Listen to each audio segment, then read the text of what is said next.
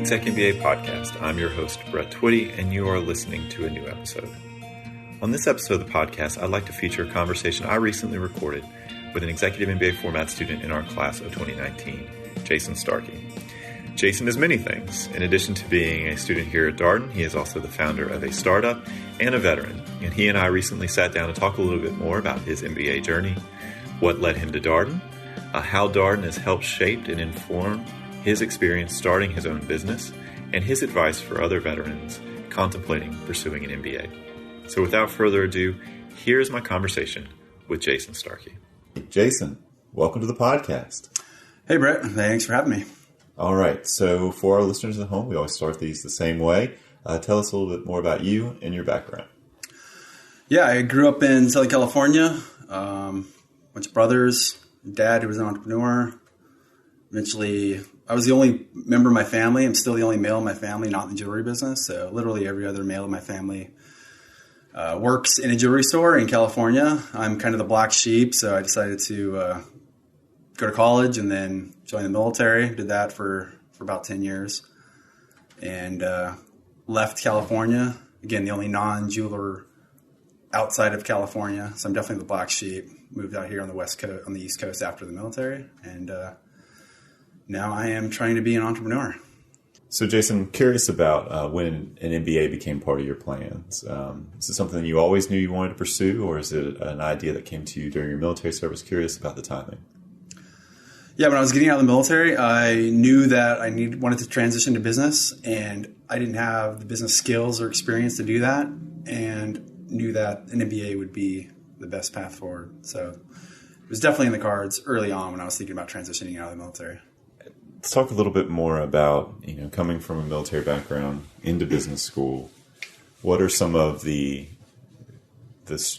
challenges and what are some of the opportunities for someone with that kind of background?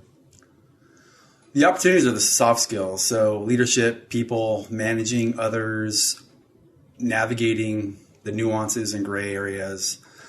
That was stuff that I definitely had coming in here. That was a good value add that I brought.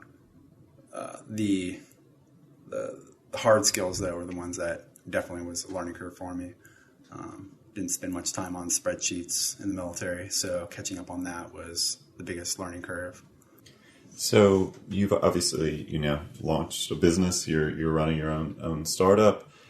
Did you know you wanted to be an entrepreneur before you started the program, or is that something that you realized as you got in?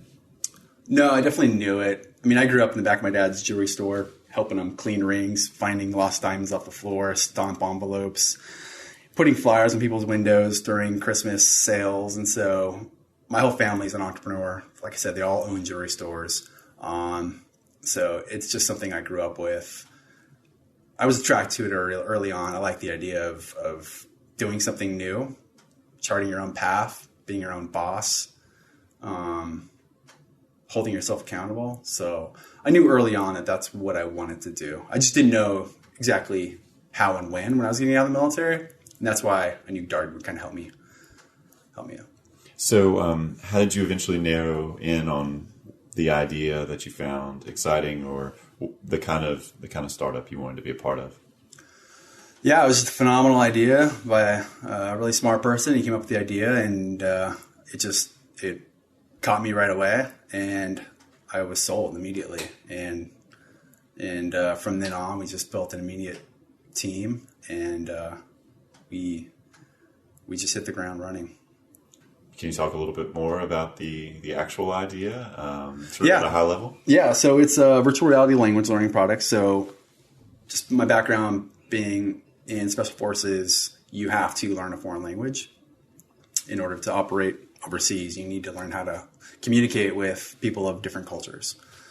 And so that's something, it's just a big part of your career in the military. So seeing room for technology to help other people in special operations in the intelligence community and law enforcement who were tasked and charged with learning a foreign language, knowing those pain points and how difficult it is for them to learn a foreign language, because that's just one thing they have to do. They have a lot of other job responsibilities.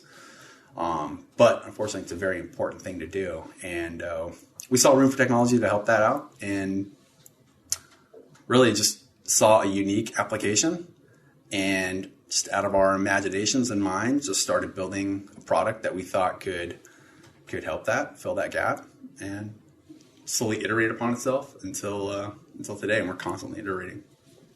So where are you in the process of starting? Obviously you got the idea. It sounds like a really compelling idea that there are clearly users for. So you maybe have some sense of the market. Maybe you're still developing a sense of the market. I'm curious about where you are in the entrepreneurship journey. Yeah, we're always learning more about the market. Initially it's a very humbling process. Initially we were building this product for my coworkers, people who were other Green Berets. That was our initial beachhead market that we're gonna target. So initially I thought I knew exactly what they wanted. And I learned early on that even though I was building this for my old teammates, like people that are very similar to me, I'm constantly learning new things about them and the users. And so it's been a very humbling process. But we have learned a lot along the way. And then where we are in terms of the journey, it's been over 2 years, and so we're profitable. We had a plan. We had a very strategic plan in how we were going to make money and get profitable. We identified a very niche market within the government that we would target and penetrate.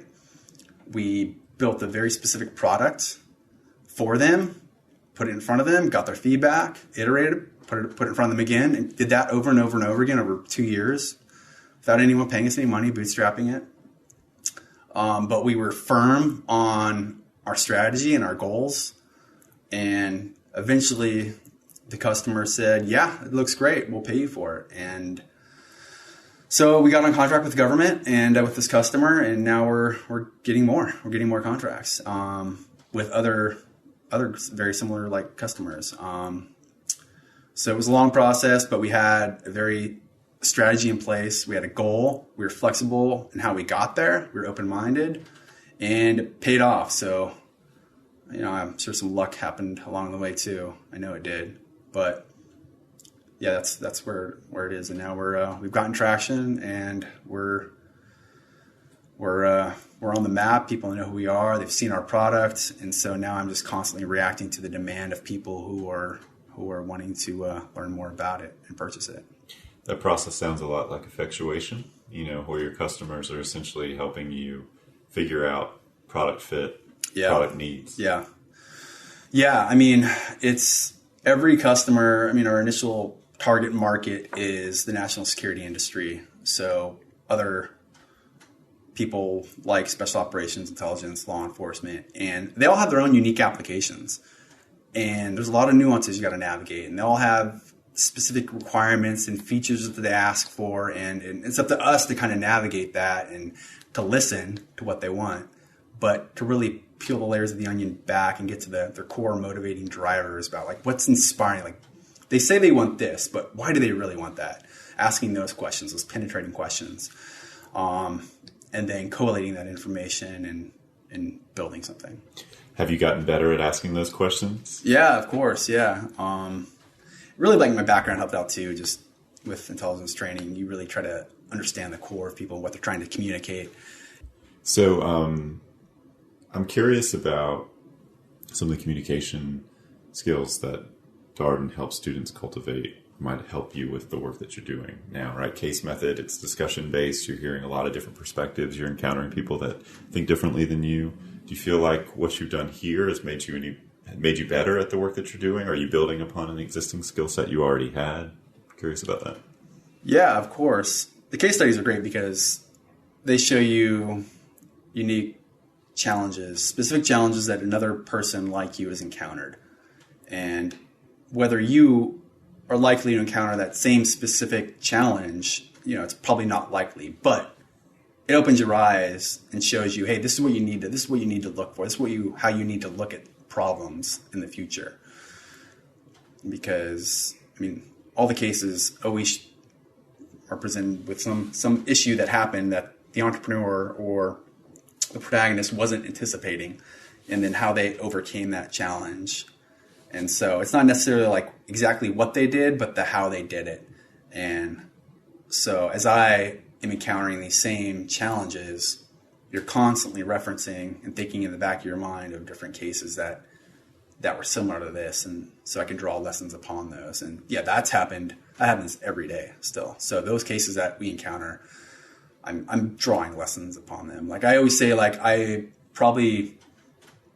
gotten more value out of these cases in the program than anyone else, because I'm literally applying everything I'm learning strictly to my business every day. I might not get the best grades, but I'm getting the most value out of them, because when I read the cases, I'm like, oh wow, that's exactly what I encountered last week, or why couldn't I have this case last quarter? It's going to help me out. So it's not some like some conceptual challenge that, I'm not familiar with. It's stuff that I've actually encountered. And so it's been very valuable in that regard. So, what are you looking forward to in terms of your business sort of next steps from here? It sounds like there's an expanding market. Are you trying to scale up? Are you trying to meet that demand? That's got its own challenges and complexities to it. So I'm curious, what's on the horizon for you? Yeah, I know. Building software, it's easy to build software. It's hard to build software that works. And so we are voraciously focused on delivering a working, functional software that our current customers find valuable first before we grow. It's easy to grow. I can spend a lot of money on Google AdWords and get a lot of attention and get a billboard on the side of 66 and grow. That's easy. The hard part is getting product market fit, building a product that people really find valuable and really can't imagine doing their job without. That's success. And so once we get that right first, once we get product market fit with customers that we know, then we will grow. It's easy to grow. That will happen. That's inevitable. As long as if you succeed, you build something right, you will grow.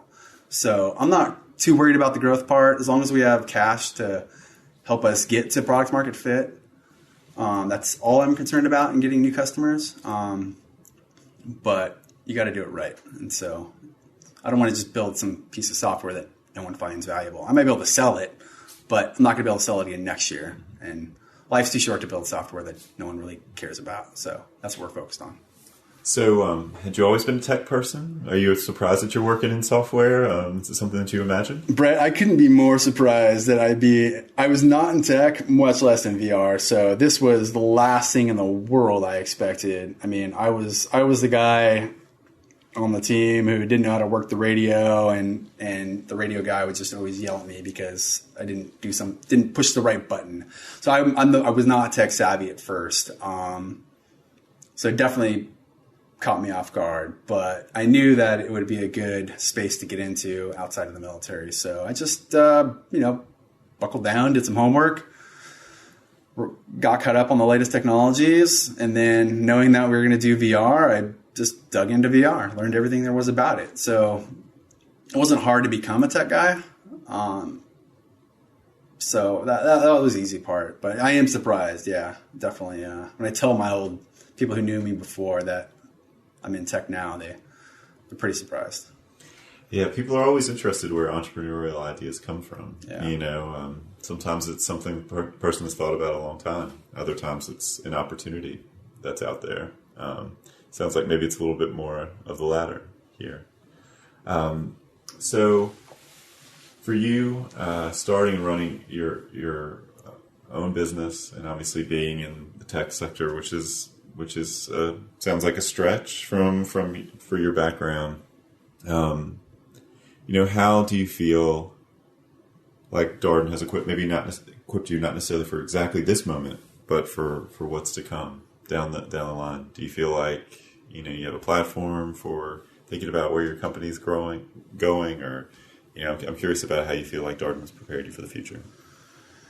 Yeah, absolutely. I mean, initially the program did a good job of conveying the need to have an enterprise perspective, looking at things as a manager. I may not be able to be the guy who's building the models and refining them, but I need to ask those critical questions. I need to be able to know that the people that are building the models, the marketing guy, I need to be able to ask those questions and know whether he's giving me a straight answer or not. So just having that holistic understanding of the different skill sets that Darden has taught has been great because it has opened my eyes in different domains that I was completely ignorant to before, from finance to marketing to operations.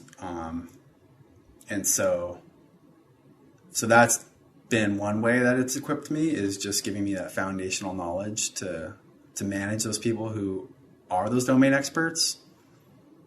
And then, of course, just the people part too. So the network that Darden's given me has been great. So what would be your advice for military candidates who are thinking about leveraging an MBA as part of a transition process? Yeah, my transition from the military was great. I didn't plan it that way, but the transition happened really well. When you're getting out, you don't know what's out there. You don't know what you don't know. And the MBA is a great stepping stone to get you there. Any general advice for prospective students, sort of thinking beyond folks coming from a military background, but as you reflect on your Darden experience with the end right here, we're recording this right before the second Leadership Residency. You're about to head to Charlottesville. Graduation's on the horizon. Any advice? Yeah, I'd say just dive in. Don't be intimidated for military people especially. I mean, don't underestimate your skill sets. And it's intimidating going to a business school, especially one like Darden, because you're surrounded by other really intelligent people. And so I would just say, don't underestimate the skills and values that you brought from the military. Leverage that. Yeah, everybody brings something to the conversation, right? Well, Jason, thank you so much for your time today. Yeah, thanks, Brett. And that was my conversation with Jason Starkey, an executive MBA format student in our class of 2019. As always, if you have any comments, suggestions, requests, anything you'd like for us to cover here on the podcast, we're all ears. We can be reached at exec, that's EXEC, MBA at Darden.Virginia.edu. Until next time, thanks for listening.